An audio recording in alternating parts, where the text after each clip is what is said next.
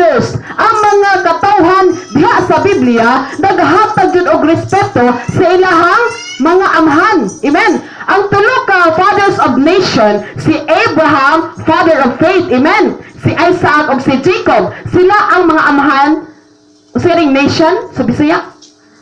Sa tibok kada nasod, sa mga kanasuran. Amen. Sila ang amahan. Kung atong basahon ang Biblia sa Old Testament. Nagaingon, father was a title of highest honor. Amen. Naiuban nga religion, tawag nila sa ilang head, father. Munay ka ng respeto, munay ka ng tawag sa kanang taas o tawag taas o grando, kumbaga. Father ang tawag sa iya ha. Father means he who transmits his nature to his children. Kung wala kay anak, dili ka matawag nga amahan. Sama ni PJ, wala pa man siya anak. Asa, wala ko ninyo gigreet o Father's Day. Natuwag, wala kay anak. Amen. Na yung mga mag-asawa nga wala sila yung mga anak. Sama natin, ati tata, na siya anak. Hallelujah. So, kanang dili ka matawag nga ang imong anak, siya ang nagpapatunay nga father ka. Mas tinot itong daghang papa, no? Sige lang, kinaminaw sila sa gawas. Ang usa ka anak igsoon, nagpapatunay siya exactly nga usa siya, ang usa ka anak nagpapatunay sa usa ka amahan nga amahan jud siya. Amen. Praise God. O kalipay sa amahan ang iyang anak. Amen. Sa ato bito mga bana sa nagkadaiya nato nga bana igsoon, si pastor, di na tabatog layo, si pastor lipay kay na siya pag uli sa balay kung sugaton aning duha nako ka mga chikiting. Basta mo sugat na ning duha, burag mawala daw yung kakapoy. Nya labaw na tong gamay namo kay perti man jud to ka kuan, grabe jud siya ka lambing, pero hyper lang na siya ilang tanduga kay basik magmaoy.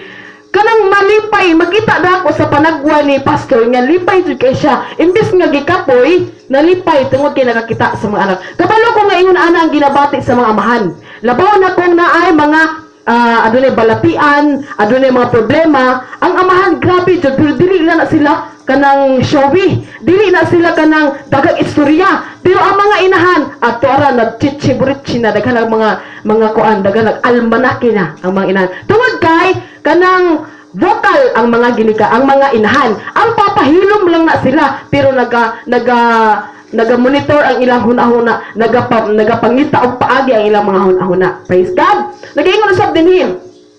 Father means the one who is the authority. Kinsa man ang the one who is the authority? Ang Dios, ang God the Father. Amen.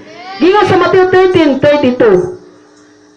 Meaning of father often means the first or the originator of something. Kanang Andres sanyo bantayan, ang atong ang amahan dinhi si pastor. Kay siya man ang kanang pastor, siya may gibutang sa Dios nga mahimong pastor dinhi. Siya ang father, siya ang amahan. Dito po sa Talomo, ang amahan dito si Pastor Jonathan Ulanday. Ang dinhi po si Pastor Venice, siya po usab. Ato na siya ang originator, kanang siya jud nagadumala, siya ang original nga nagahimo. Kanang ang iyang decision mo jud atong tumanon. Dili pwede nga mag-ambag ka sa isang plano wala pa nag-agi sa amahan. Amen. Kung adunay kay mga suggestion, i-suggest tungod kay atong iagi sa amahan. Amen ba? Diha bitaw sa panimalay. Mag-ingon jud ang isa ka mama nga na maingon ang anak nga, ma, naami kuan sa eskwelahan ma, ingna sa ang imong papa, di ba? Kasagaran sa ato ato jud ingnon na ato anak ingna sa imong papa. Kay dili pwede nga ang mama lang ang magdesisyon. Unang-una jud ang umahan. Ingon anak kay importante ang mga father. Okay, sa Bible usab, dinha sa Old Testament, sa Genesis 4:20 o Genesis 4:21 nagaingon diha, si Jabal, father of those intense who raised livestock. Si Jabal, siya ang amahan sa mga nag-alaga og mga hayop. Siya ang amahan sa mga nagpuyo sa mga tent. Kining mga tulda lang man sa una, wala pa yung mga balay tungod kay na may mga panahon nga magabalhin na sila mga lugar. So si Jabal ang ilang amahan. Siya ang leader sa mga nagabuhi og mga kahayupan. Og si Jubal pod magsuon ni sila, si Jabal og si Jubal. Kini si Jubal, father of all who plays the harp and flute. Siya ang amahan sa mga musikero. Si Jubal, usa ni siya ka musician. Siya ang amahan sa tanan nga nagatugtog. Amen. Pas ni Mama Terry, pas ni Kent, nagatugtog, siya ang amahan sa tanan nga mga musikero. Si